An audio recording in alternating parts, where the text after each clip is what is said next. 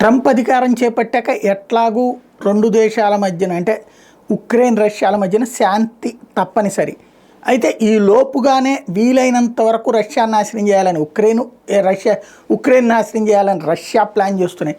అందులో ఉక్రెయిన్కి సంబంధించినటువంటి విద్యుత్ వ్యవస్థను కుప్పకూల్చే లక్ష్యంగా నిన్న రష్యా భారీ దాడులకు పాల్పడింది. ఏదైతే ఈ దాడి కారణంగా దేశంలో అనివార్యంగా విద్యుత్ కోతలు ప్రవేశపెట్టాల్సి వచ్చిందన్నది ఉక్రెయిన్ ప్రకటించాల్సి వచ్చిందంటే ఏ స్థాయిలో జరిగిందో అర్థం చేసుకోవచ్చు. శత్రుదేశం ఉక్రెయిన్ భయభ్రాంతులకు గురి చేస్తోంది.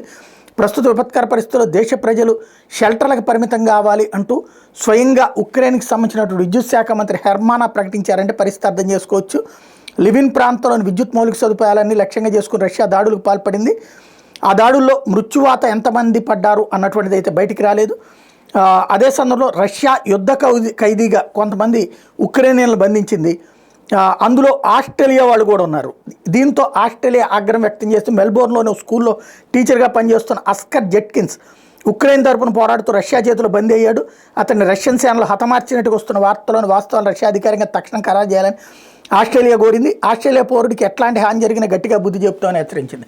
ఆడి దేశంలో ఉన్నోడేళ్ళు ఇంకో దేశం మీదకి యుద్ధం చేస్తుంటే ఆస్ట్రేలియా పౌరుడు కాబట్టి అని చెప్పి చూస్తూ ఊరుకుంటారండి. తన దేశం మీదకి యుద్ధానికి వస్తే ఇప్పుడు రష్యా వాడు ఎవడన్నా వచ్చి ఆస్ట్రేలియా మీద దాడి చేస్తుంటే రష్యా ప్రభుత్వంతో సంప్రదింపులు చేస్తూ ఊరుకుంటారు, కాల్చేవతలు పడేయకుండా వేరే దేశాలు. కాకపోతే తాజాగా ఈ ఇష్యూ కొత్త మలుపులు తిరుగుతోంది.